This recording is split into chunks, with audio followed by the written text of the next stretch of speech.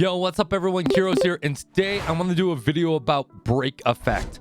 Now, I just want to clear the stage and go over exactly what break effect is and clear up some of the misconceptions. And I'm just going to be perfectly frank, break effect is typically just not good in the game right now. Now, there are some specific use cases, so let's go ahead and break that down. If you guys can, hit that like and subscribe. Come join us on our twitch.tv channel. Let's get started. All right, we're going to try and speed run through this as much as possible, and hopefully this makes sense to you. I'll break it down to the chapters down below. But let's talk about something that you need to know right out the gate. And there's a lot of misconceptions about that. There's a difference between break effect and break efficiency. Now let's talk about break effect real quick.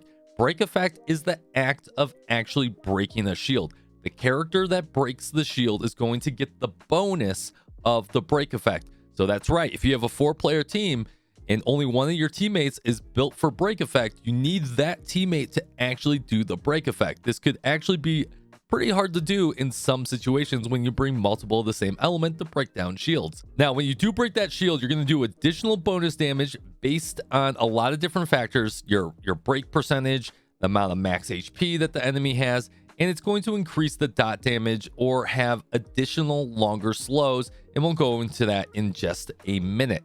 Now, the common misconception is if you build break effect, you're going to break shields better. You're not. It's just not the way it works. There's another stat called break efficiency. And currently, at the time of making this video, the only way to get break efficiency is in the simulated universe through a couple of different paths. You can see on screen here, there's a couple of buffs on screen that give you break efficiency. Now, I do want to point out that Wukong is on its way, and depending on when you're watching this video, she may or may not be out, and she does have built-in break efficiency, where she effectively does double the amount of break on her attack skills.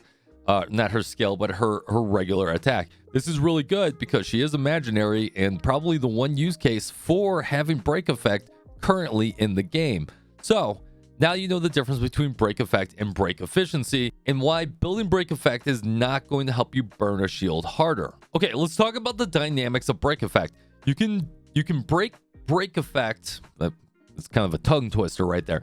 You can break down break effect into 4 different categories. There's a DPS category where effectively you get some dots. There's a freeze category, which is just exclusive to ice. And then there is a slow category and an entanglement. So there's an imprisonment and an entanglement category. All right, let's talk about the dot category first. You're going to have elements like physical, fire, lightning, and wind. Physical is going to do a bleed. Fire is going to do a burn. Lightning is going to do a shock. And wind is going to do a wind shear. So when you break with that character, it's going to apply a better dot than it normally does, or maybe the character doesn't even apply dots, but it will apply a one-time dot at the break effect. Now, this does continuous damage based on the element, and it's really nothing to write home about unless it's an actual dot character, which there's only a few on the board right now, which is like 𝙀𝙓𝙋𝘼𝙉𝘍 and Shampoo, and that's pretty much it until we get characters like KAFKA, and we'll talk about her in just a bit because she might be a reason why you build break effect. Now, if you build into break effect on any of these dot type of breaks, you're going to do more damage at the time of breaking, but there's not really a benefit to doing that on any of these elements currently today. Physical, you'd be better off building like attack and crit damage for someone like 𝙀𝙓𝙋𝘼𝙉𝘍. Now, she gets a lot of benefits once the shield is broken, but you don't actually need to break effect with her. You just need the shield to be broken. So that one-time extra damage is not going to be as much as doing extra damage when the shield is broken and getting those free skill points and doing additional damage. Fire, we have the same situation where there's not really the best fire in the game. You have Asa, you have the Fire MC, and you could build a little break effect on both. But if this is really making or breaking your team, that's not going to be good, right? Because you're not really going to super invest build a damage into Asta, and you're not going to super invest build damage into your Fire MC. They fit 2 different roles. One's a support and one's a main tank. So it is a nice little sub stat that you could do, but not a main stat that you go after right now. Now, you do have characters like Himiko and Hook, but once again, you don't really build break effect. Hook might be the exception to this rule. You can build break effect there, but not a lot of people are building Hook. You might be a use case out there. That brings us to the 2 other interesting, which is lightning and wind. Now, lightning, you have 𝙀𝙓𝙋𝘼𝙉𝘍, and wind, you have Shampoo. Those are your 2 main dot DPS. and actually ones that benefit a little bit from break effect, considering that you get additional traces and abilities and complementing skills that push your damage as long as the target is shocked or if the target is wind sheared.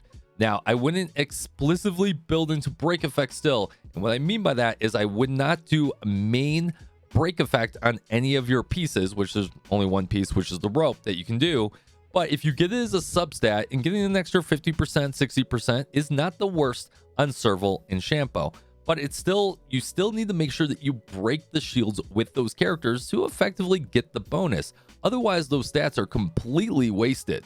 They don't do any other benefit unless you can actually shield shatter with those characters. So you do need to time your abilities up. And this is why it's a good substat for maybe Serval and Shampoo, but not something that you exclusively go after. All right, next up we have Ice, and Ice is nothing to write home about, but it is a nice little benefit that every single character benefits from. When you break the shield, the target becomes frozen. So it has nothing to do with dot damage, has nothing to do with you do a little bit of extra damage and ice damage. So this is kind of cool for like Yang Qing and a few others, but once again, you're not going to build into break effect. This is just a nice additional bonus.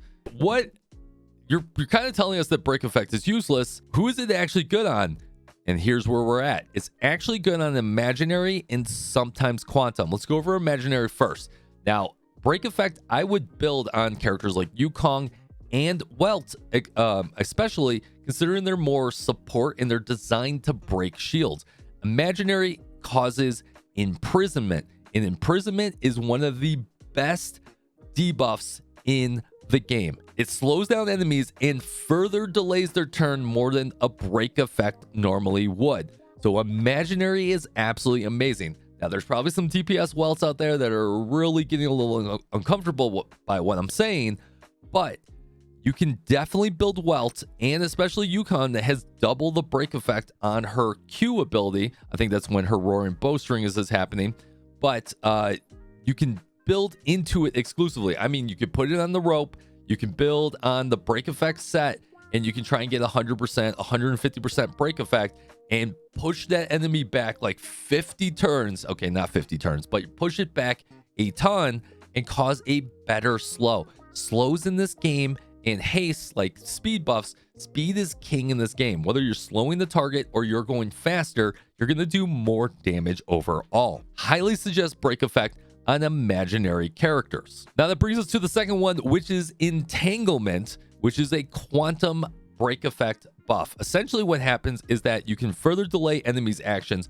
and then you can put a quantum damage dot or debuff on them that essentially becomes a big damage nuke. So if you can break the shield with a quantum character and then follow up a couple hits to stack the debuff on there, it's going to do a big quantum hit at the start of the next enemy's turn. This is not something I would exclusively build into as of right now, because you'd be better off doing something on like 𝙀😍, like attack and crit damage and crit rate and speed. And those are kind of your 4 or 5 stats already. You may be able to work a little bit of break effect in there depending on the piece of gear, but not something you're really going to be going after.